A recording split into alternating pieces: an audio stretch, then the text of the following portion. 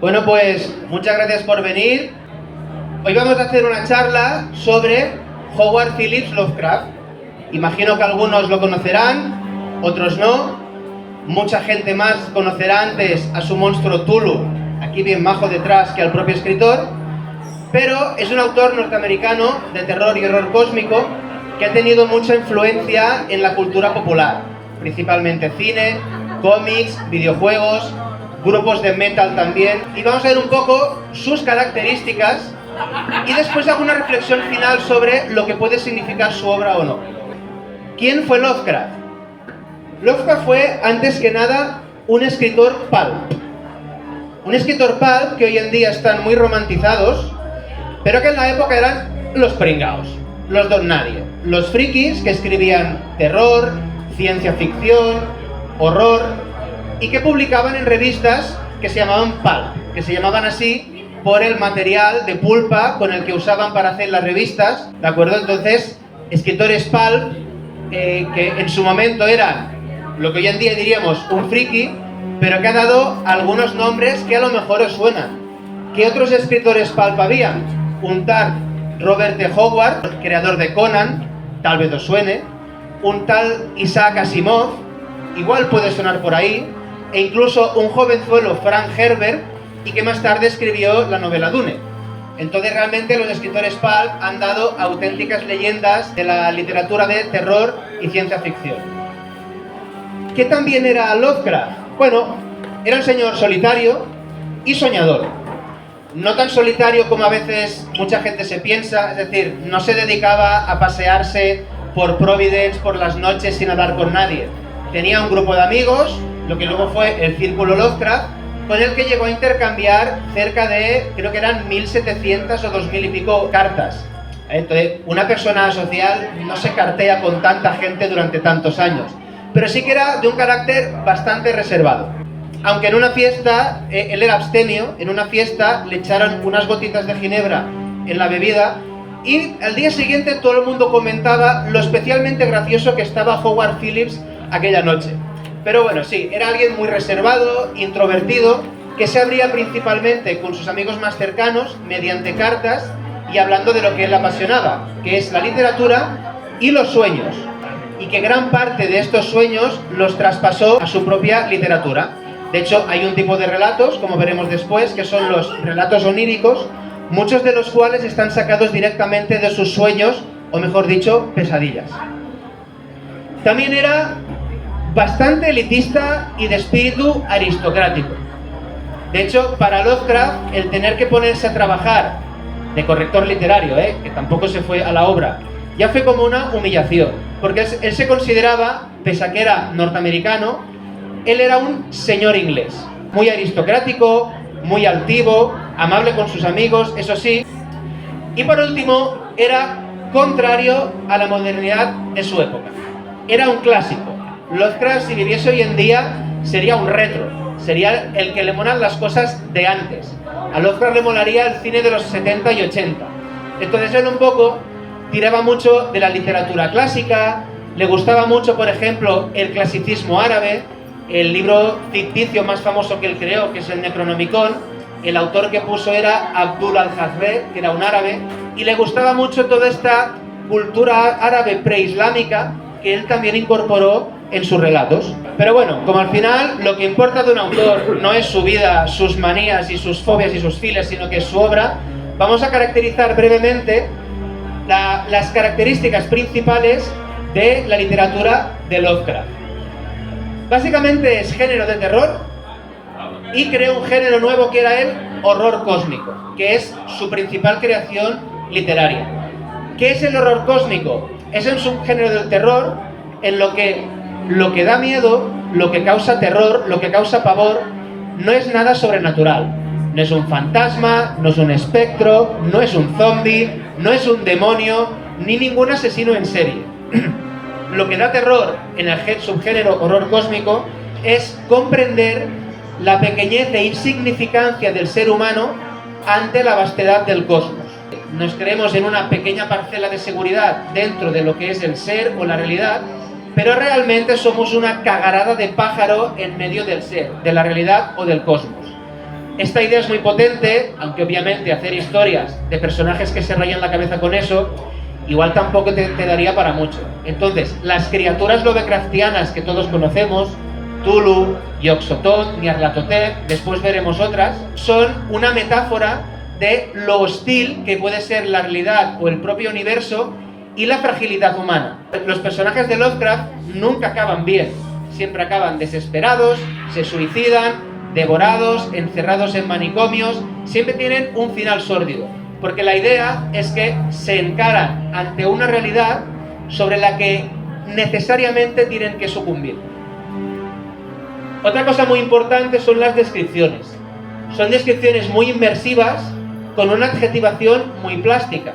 Una característica fundamental de Lovecraft, sobre todo en los mitos de Tulu, cuando describe a sus monstruos, es que son descripciones que dejan mucho a la imaginación del lector, excepto Tulu, que sí que lo define bastante bien. El resto son amasijos de tentáculos con ojos iridiscentes y burbujeantes, por ejemplo, que cada uno imagine como quiera. Los que somos muy fans de Lovecraft tenemos un cachondeo, que es que muchas descripciones empiezan con "y entonces vi lo indescriptible". Venga, 2 páginas de descripción, menos mal que era indescriptible. También tiene un gusto por lo clásico, es decir, era un gran fan de la literatura griega, de la cultura grecorromana, algo que puede verse en muchos de sus relatos, pero mezclado con lo feo y decadente. La prosa de Lovecraft es muy elegante, pero lo que describe no es nada elegante. Todo es horrendo, feo, asqueroso y decadente. Contrasta bastante con esa prosa que tenía, que era de una elegancia que podía llegar a ser exquisita. Y sobre todo, un mensaje pesimista sobre el mundo y el hombre. En Lovecraft no vais a encontrar nada que pueda consolar, que pueda alegrar, que pueda dar optimismo. El mensaje de Lovecraft fundamental es: la realidad es horrible, el ser humano es un ser decadente y aquí no hay salvación posible. Es un mensaje extremadamente pesimista. Este mensaje subyace en algo que él puso que era muy novedoso, y es que en las obras de ficción, en su época literarias, incluso hoy en día literarias y también cinematográficas, siempre hay el tópico de la lucha contra el bien y el mal, que el bien siempre vence, la luz vence a la oscuridad. No, en el mundo de Lovecraft, en el mundo de los mitos de Tulu y en mis libros, de los cuales también hablaré después, porque he venido a hablar de mi libro, por supuesto, siempre subyace esta idea de que lo que amenaza al ser humano no tiene por qué ser malo. Somos malos nosotros, entre nosotros, pero más allá de ello, las criaturas que poblan el universo de Lovecraft no son malas. Simplemente la coexistencia entre los humanos y estas criaturas, que se suelen agrupar en el nombre de los grandes antiguos, simplemente no es posible. Del mismo modo que no es posible que una plaga de cucarachas conviva en nuestra casa. Y ahora iremos también con los elementos fundamentales de los relatos de Lovecraft. ¿Qué podemos encontrar en los relatos de Lovecraft, también en los míos, que están ambientados en su propio universo? Sobre todo, que lo que plasma, lo que da miedo, el horror, es lo antiguo y lo ajeno. Se habla mucho de, claro, seres que vienen de otras partes del espacio, como que da miedo de lo lejos que vienen. Pero también incide mucho en el miedo que da lo antiguo. Una antigüedad antediluviana, mucho anterior al ser humano, y que causa pavor poder ver cosas que son tan antiguas. Y sobre todo, ajeno. Aquello con lo que no puedes razonar, no puedes comprender y va a perseguirte hasta que acabe contigo. Otro elemento importante son los libros malditos. Todos más o menos hemos oído hablar del Necronomicon, sea porque hemos leído a Lovecraft, sea porque hemos jugado algunos videojuegos, sea porque nos encanta la saga de Evil Dead, Posesión Infernal, pero todos conocemos el Necronomicon. Pero tiene muchos otros. Tiene los cultos innombrables, las escrituras de Ponapé, tiene un conjunto de libros malditos que aparecen recurrentemente en sus obras y al que los incautos personajes acaban leyendo cuando sería mejor que lo dejasen en ese oscuro rincón o en esa biblioteca llena de polvo del que nunca deberían haber salido. En mis relatos me invento también otros libros con efectos tan devastadores como los que pueda tener el Necronomicon o cualquiera de estos. También importante es lo oculto, insinuante y acechante. En pocos relatos de Lovecraft, incluidos los mitos de Cthulhu, aparecen explícitamente estas criaturas. Muchas veces se presienten, se imaginan, se sueñan, se perciben de algún modo, pero pocas veces te aparecen delante de ti. Yo con eso soy más explícito y yo sí que os lo suelto para que os apañéis con ellos. También importante también es la tensión entre el deseo y el miedo al saber. Esto en realidad no es una invención de Lovecraft, esto viene ya de la cultura clásica, ¿no? Esto es el mito de Ícaro. ¿No sabéis? Ícaro, que con su padre Dédalo fueron encerrados en el laberinto del Minotauro. Para escaparse Dédalo se hicieron unas plumas pegadas con cera y fueron volando. Entonces Ícaro quiso llegar hasta el sol, con lo cual la temperatura acabó fundiendo sus alas, acabó cayendo y muriendo. Ese mito es una metáfora de la excesiva curiosidad que a veces tenemos los humanos, sobre todo los científicos, para conocer cosas que igual es mejor que permanezcan ocultas o lejanas. Entonces, en Lovecraft y en mis libros también hay mucho de eso. Esa curiosidad que es muy humana, pero que acaba llevándote a donde sería mejor no haber llegado nunca. Y sobre todo, la insignificancia humana. Es ese deseo que tiene el ser humano de ser importante, de destacar, cuando en realidad no. Estamos aquí por una casualidad y no le importamos a nadie más que a nosotros mismos. Y la importancia humana recae principalmente en la que el propio ser humano se da a sí mismo. Entonces Lovecraft expresaba esto: tú eres importante porque tú te sientes importante, pero realmente para la realidad eres un ser que está por aquí y que puede sucumbir sin que se altere lo más mínimo el orden cósmico. También importante, la inmensidad del cosmos o lo inefable de la realidad, todo aquello que no se puede comprender, que por mucho que intentemos simplemente nuestras estructuras lógico-racionales no pueden acabar de abarcar, el miedo a lo incomprensible, que se materializa en esto que hemos llamado los grandes antiguos. En vez de seguir dando la chapa, voy a poneros un vídeo en que contacté con un amigo mío en Argentina que tiene un podcast de terror que se llama El Bazar de los Tormentos, que tiene una voz bastante más siniestra que la mía, y me hizo un pequeño extracto de uno de mis libros, narrándolo con banda sonora, explicando qué son eso de los grandes antiguos. Los grandes antiguos son las primeras conciencias del universo, los que moraron en el cosmos mientras aún se estaba formando. Fueron los primeros principios increados y materializados en sus colosales cuerpos. Las primeras voluntades existentes desde el inicio de la propia existencia. Sus nombres son incognoscibles y tan solo en esta lengua en la que escribo, el Aklo, se pudo formular algo que se asemejaba de algún modo a cómo deben ser nombrados. Shub-Niggurath, la cabra de las 10.000 crías. Yog-Sothoth, la llave y la puerta. Nodens, gran señor del abismo. Kalunda, el heraldo de la muerte. Nyarlathotep, el caos reptante. Azathoth, el sultán de los demonios. Tras ellos, a quienes se han llamado los dioses exteriores, fueron vomitados a la realidad. Otros, cuya antigüedad se remontaba a los primeros eones de la existencia cósmica. El gran Cthulhu, el amo de Rilé. Hastur, el rey de amarillo. Yurgarna, el tumor del espacio. Gornakla, la depredadora de mundos.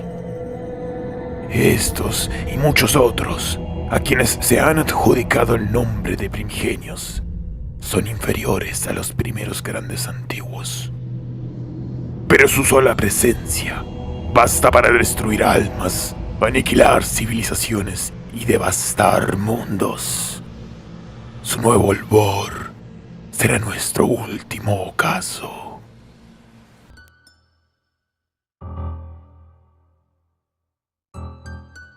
Nyarlathotep repta desde hace incontables eones por todo el cosmos en toda su extensión y entre sus varias dimensiones. Lo hace desde que su sultán, el pavoroso Azathoth, fue lobotomizado y aletargado por su rival, el gran señor del abismo, el todopoderoso Nodens, a quien se enfrentó en una batalla de proporciones inimaginables. Nyarlathotep, servidor de Azathoth, dispone todo lo necesario para que los flautistas amorfos que mantienen sellado a Azathoth cesen de tocar su cacofónica música y así Azathoth vuelva a morar libre por el cosmos. El dios sin rostro se ha materializado en forma de distintos avatares en miles de mundos. Ha intervenido en el devenir de decenas de miles de civilizaciones a lo largo de incontables eones y en multitud de planetas de distintas dimensiones. Uno de estos mundos es el nuestro, y una de estas civilizaciones es el hombre. La primera vez que Nyarlathotep reptó hasta nuestro mundo y se manifestó en él fue en los tiempos del antiguo Egipto, adoptando su primer avatar de aspecto humano, el faraón negro, Nefrenka. Desde entonces hasta hoy y durante los próximos milenios, el dios sin rostro dirigirá algunos acontecimientos de la historia de los hombres para preparar la liberación de Azathoth. A lo largo de los tiempos sucederán cosas. Algunas a simple vista parecerán insustanciales a quienes las vean. Otras, en cambio, serán recordadas como grandes acontecimientos históricos. No obstante, los hombres creerán que tras todos y cada uno de los sucesos hay una causa enraizada en la ambición de un hombre o en el interés de una civilización. Desde discretos asesinatos en oscuros rincones hasta grandes choques bélicos que devastarán reinos y harán caer imperios. Todo habrá sido dispuesto por el dios sin rostro. Pude ver algunas visiones de estos acontecimientos. Vi el descubrimiento de una pirámide encorvada en el desierto. Vi impías sectas realizando invocaciones a los grandes antiguos, pensando ilusamente que serían recompensadas de algún modo por ellos, como los adoradores de la sombra, como la hermandad del loto negro. Vi 3 guerras que enfrentarán a hombres de todo el mundo, y como durante la tercera emergerá la tenebrosa Riley. Vi el hombre huyendo a las estrellas. Vi una espora negra devastando un mundo de hombres. Vi muchas más cosas que pasaron y pasarán, y todo es y seguirá siendo orquestado por el dios sin rostro, con sus múltiples avatares. No solo en nuestro mundo, sino en otros muchos. Ahora está aquí, y en Aldebarán, y en Sirius, y en Betelgeuse, y en Arcturus. Está en la Vía Láctea, y en Andrómeda, y en Bode, y en Sextans. Está aquí, ahora, y antes, y después. Y ahí, y aquí mismo, y aquí detrás, y en este lado, y en el otro lado. Se mueve entre las cuerdas cósmicas y las membranas dimensionales. El dios sin rostro prepara la liberación de Azathoth. desde hace eones y seguirá durante varios milenios más. Pero cuando las flautas callen, él volverá a aullar el universo, su nuevo albor, nuestro último ocaso.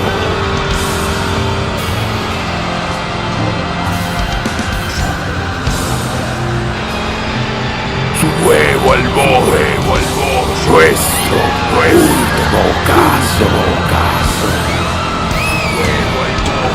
Su nuevo albor,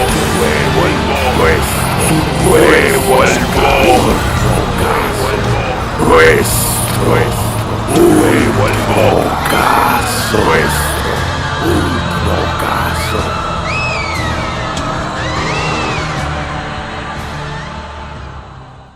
Sin embargo, yo aquí he venido a hacer dos cosas. Una, anunciaros el principio del fin, es decir, estamos acabados los seres humanos. Y segundo, animaros de que antes de desaparecer compréis mi libro para poder leerlo antes de morir. Importante. Mis 3 libros se llaman Nuevos mitos de Tulu. Vale, de acuerdo, no me maté demasiado con el título, lo reconozco. Entonces, estos son relatos ambientados en los mitos de Tulu, en el mundo de Lovecraft. ¿Qué diferencia hay? La diferencia es que mis relatos se ambientan en diversas épocas históricas, es decir, van desde la prehistoria hasta un futuro lejano con colonias humanas en otros planetas, pasando por la Edad Antigua, la Edad Moderna, la Edad Media, la actualidad, los años 40, etcétera, etcétera, etcétera. También es cierto que en mis relatos pongo algo más de violencia explícita de la que ponía Lovecraft. Es decir, si te saco a un monstruo depredador, no es para que enloquezcas, es para que enloquezcas y después te destripe y se come tus tripas. Aquí tenemos algunos de los monstruos que podéis encontrar en mis libros. Estos dos, por ejemplo, son originales míos. No los encontraréis en los relatos de Lovecraft porque me los inventé yo, ¿de acuerdo? Esta de aquí es Gornakla, es la araña que todos esperamos tener en el jardín o en el rincón de casa. Es una araña primigenia de 6 metros con tentáculos en el abdomen. Es una araña que mora por el espacio y que va cayendo en planetas donde va dejando sus retoños. Sus retoños son lo que nosotros llamamos arañas, que en realidad no son de nuestro mundo, provienen de esta criatura. Aquí tenemos Durkalga, del cual solo podéis ver sus tentáculos. Durkalga en sí mismo no es un monstruo, es una distorsión natural. ¿Qué significa eso? Significa que es una especie de fuerza que va distorsionando toda la naturaleza a su alrededor y lo convierte todo en podredumbre, infección, enfermedad y muerte. Acercándote a Durkalga vas a enfermar. ¿De qué manera? En el relato en que expongo su historia, hay gente que coge conjuntivitis hasta que le petan los ojos, hay gente que coge una viruela de golpe, hay gente que coge una lepra en estado avanzado, depende. Este de aquí yo le llamo el horror vermínico. Es un gusano que originalmente no es tan tocho. Es un gusano que se encuentra, por cierto, por la montaña de Montserrat. Si vais ahí a ver bichitos, vigilad. Es un gusano que se te mete dentro, por la nariz, por la boca, por la oreja. Dejad allá vuestra imaginación. Cuando se mete dentro, se descompone, pasa su código genético al tuyo, el cual es replicado y poco a poco te vas comportando como un gusano y transformándote en esto que veis aquí que yo llamo el horror vermínico. Esta moneda de aquí, tan chula, este también es mío, este es Shurgarna. Su apodo es el tumor del espacio, es un cáncer planetario. Empezó siendo una pequeña espora de color negro que cuando germina en un planeta va colonizando toda la materia orgánica y acaba siendo eso, un cáncer planetario. Es como un tumor que va creciendo de forma descontrolada, va generando diversas formas de vida que se depredan entre ellos y acaba colapsando todo el planeta. Cuando ya no puede expandirse más, escupe esporas negras por el espacio que acabarán en otros planetas a repetir el proceso. ¿Podría caer alguna espora negra en nuestro planeta? Podría ser, quién sabe. Estos de aquí son mis favoritos. Estos también me los inventé yo. Aquí tenéis a un señor de una secta que me inventé, que es la Hermandad del Loto Negro. Es una secta que básicamente nació en la antigua India, pero se transmitió en la actual isla de Bali, y es una degeneración del hinduismo Veda. Son una secta que cultivan unos lotos negros que, según creen, tienen la esencia de su dios, que es Kalunda, el heraldo de la muerte.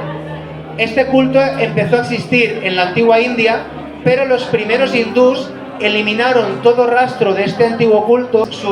Sus cultistas eran tan agresivos que causaban problemas sociales allá donde nacía esta secta, y porque las representaciones del propio Kalunda podían hacer enfermar aquello que lo veía. Se dice que el dios Shiva de la cultura hindú fue un dios que se creó para sustituir a Kalunda, porque Shiva es el dios de la muerte y la destrucción, pero tiene su contrapartida en Vishnu y Brahma, que son el que conserva la vida y el que la crea. En la Hermandad del Loto Negro, aquí no, es todo muerte, destrucción y aniquilación. Y su objetivo final es que Kalunda vuelva a caminar por nuestro planeta. Estos no son míos, ¿vale? Obviamente esto, al menos este lo conocéis. Este es Tulu. Tulu existe y está soterrado bajo el Océano Pacífico, en la ciudad de R'lyeh. Algún día despertará, se asomará por el océano y vamos a tener algún que otro problema. De hecho, en mi primer libro tengo un relato que es el advenimiento, que le sigue otro que es el gran cataclismo, en que fantaseo con qué pasaría si tú lo despertas. Vamos, que lo suelto y lo dejo ahí morado. Spoiler, nada acaba bien y todo acaba mal. Y este de aquí es Nyarlathotep. Es el único gran antiguo que sí que tiene un contacto más o menos regular con los seres humanos. Sobre todo en mi tercer libro hay muchos relatos en que Nyarlathotep interviene en las historias para hacer ir la historia de la humanidad a donde quiere. Y por último, con esto termino. Si aún queréis saber más, es que sois bastante insensatos, pero os invito, si estáis por aquí en Barcelona, a que vayáis a una escape room llamada La Llamada Arcana, que está ambientada en el mundo de Lovecraft. Mi nombre es Henry Armitage y soy jefe de equipo en la agencia Miskatonic de investigadores. Me han hablado de vosotros, prometedores investigadores de lo arcano. Conformáis un buen equipo. Además, cada uno tiene una especialidad diferente. Se os requiere para una misión en el ignoto Sanatorio Arkham, lugar abandonado y clausurado hace ya más de 60 años, donde, según hemos sabido, se dispone la inminente celebración de un poderoso ritual arcano, cuyas consecuencias podrían ser terribles. Nuestro deber es adentrarnos en el sanatorio, encontrar la ubicación exacta de ese ritual y detenerlo antes de que sea demasiado tarde. La misión debe ser documentada, ya que en el camino podemos encontrar enemigos y nuestra cordura puede verse seriamente amenazada. Si pese a todo ello estáis dispuestos a acompañarme, emprenderemos juntos esta, vuestra primera misión arcana.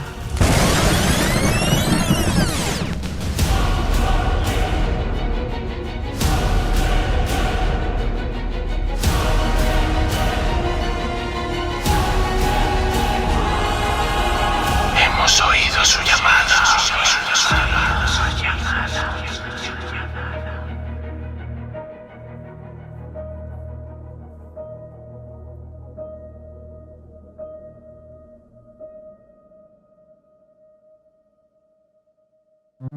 Pues ya sabéis, si al salir de aquí os gustan las escape room, podéis ir ahí, está al lado de Plaza España, está a 5 minutos. Podéis decirles que vais de mi parte Pero no cobro comisión por cada uno que va. Son colegas y por eso les hago el favor. Pues nada, gracias por escucharme, espero que no haya sido demasiado pesado y os dejo que sigáis disfrutando con los diversos seres de diferentes Rally Calaña que tenemos por aquí. Muchas gracias.